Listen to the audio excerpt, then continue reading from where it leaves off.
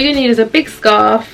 This is folded in half, and then you are going to need a volumizing scrunchie or some sort of volume. So I'm going to put the scrunchie on top of my head like so, and then take my scarf from the back to the front.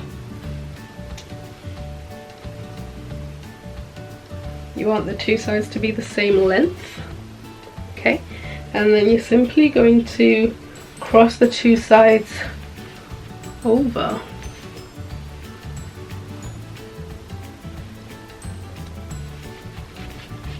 Like so, and then twist the two sides like this, cross them around the back, twist some more, and then tuck one side in,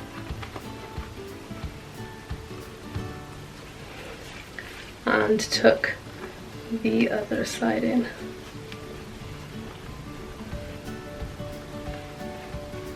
Like that, and there you have it. Ta-da!